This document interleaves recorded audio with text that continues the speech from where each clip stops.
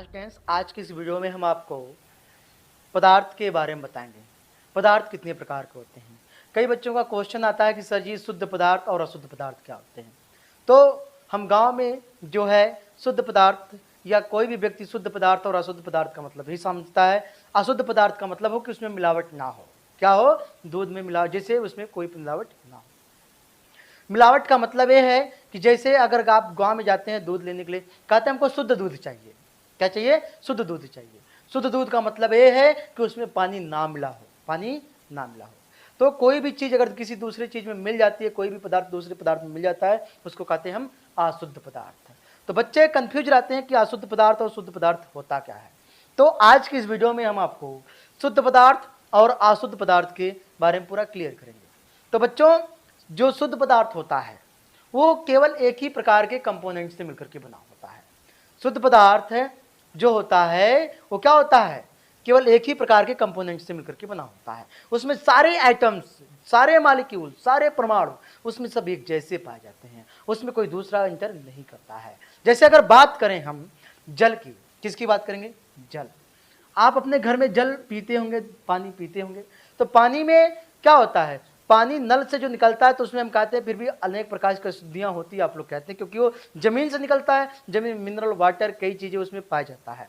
लेकिन अगर बात करें शुद्ध जल की बात करें, जैसे वर्षा का जल हो गया या भाप आसवन भी हो गया, आसवन द्वारा प्राप्त जल हो गया। तो जल की बात करते हैं। अगर कोई जल है तो उसमें केवल बताइए, अगर जल के हैं, मान लीजिए गिलास है, जल का अणुसूत्र ये होता है H2O होता है। क्या होता है? H2O होता है। अगर बात करें, अगर इसमें जल के अणु भरे हैं तो हर जगह क्या होंगे बाबू? H2O होंगे।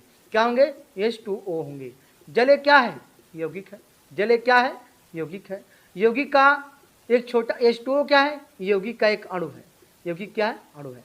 तो आप देख सकते हैं यहां पर हमने एक गिलास में पूरे जल के अणुओं से भर दिया, जल के अणुओं से भर दिया। तो बताइए यहाँ पानी है, पानी H2O का जो सूत्र होता है क्या होता है? वाटर का जो सूत्र होता है, मतलब स्ट्रक्चर फार्मूला, मॉलिक्यूलर जो फार्मूला होता है क्या होता है? जल H2O होता है। यहाँ पर हर जगह H2O है। तो अर्थात इसमें अगर आप देखेंगे तो इसमें क्या है? शुद्ध है, क्योंकि हर एक अणु का, हर एक पदार्थ, हर एक इसमें जो पार्टिकल्स दिखाई दे रहे हैं सब एक जैसा है।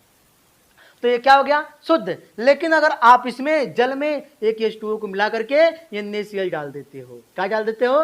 NaCl। अब बताइए इसकी बनावट क्या एक जैसी है? नहीं ना है। अब इसके बनावट में जल के साथ साथ एक क्या आ गया? NaCl आ गया। क्या आ गया? एक NaCl आ गया। अर्थात इसके अणुओं के रिक्त स्थान में एक दूसरा कंपोनेंट आ गया जो NaCl है। अर्थात ये क्या हो गया? ये अशुद्ध पदार्थ हो गया, क्योंकि इसमें मिलावट हो गई, दूसरा प्रकार का आ गया। अगर उसी तरह से बात करते हैं, कोई तत्व है, कोई तत्व है। अब ये क्या हो गया? शुद्ध है। तत्व में क्या होता है वो? सोडियम। तत्व क्या है? सोडियम। सोडियम का जो सबसे छोटा परमाणु जो होता है, सोडियम एक परमाणु तत्व है। तत्व का सबसे छोटा घटक होता है परमाणु, और यौगिक का सबसे छोटा घटक होता है अणु।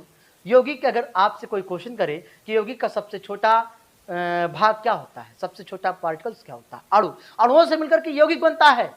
और कोई तत्व के बारे में पूछता है, तत्व क्या होता है? तत्व क्या होता है? तत्व परमाणुओं से मिलकर के बनाता है। अर्थात तत्व में केवल एक ही प्रकार के परमाणु पाए जाते हैं। जैसे सोडियम है, सोडियम का एटॉमिक नंबर होता है 11।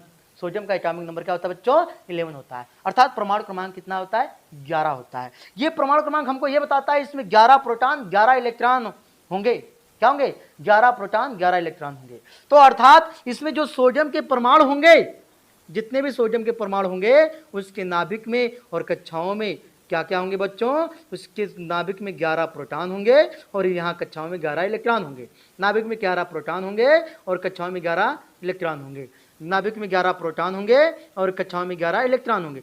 जितने भी पार्टिकल्स होंगे सब में 11 प्रोटॉन होंगे और 11 इलेक्ट्रॉन होंगे। बच्चों एक बात तो श्योर है, इलेक्ट्रॉन आ जा सकता है, इलेक्ट्रॉन फ्री है, इलेक्ट्रॉन के लिए कोई रोक नहीं सकता है। लेकिन यहाँ पर जो सोडियम के परमाणु है, सोडियम के एक छोटा से छोटा परमाणु मतलब छोटा छोटा भाग है, उसके अगर यहाँ पर प्रोटॉन देखो, इलेक्ट्रॉन के आने जाने से सोडियम का बिहेव नहीं चेंज होगा, थोड़ा अलग प्रकार के गुण दर्शा देगा। लेकिन अगर हम बात करें, अगर एक ऐसा परमाणु आ गया जिसके प्रोटॉनों की संख्या 12 हो गई और इलेक्ट्रॉनों की संख्या मान लीजिए ग्रह है, अब तो बच्चों क्या हो गया, दिक्कत आ जाएगी। अब यहाँ पर एक परमाणु चेंज हो गया, क्योंकि बाबू इलेक्ट्रॉन चेंज निकल जाता आ जाता है, कोई दिक्कत नहीं होती, लेकिन यहाँ परमाणु 12 प्रोटॉन वाला है और ये परमाणु 11 प्रोटॉन वाला है, तो अर्थात ये क्या हो गया, ये अशुद्ध हो गया।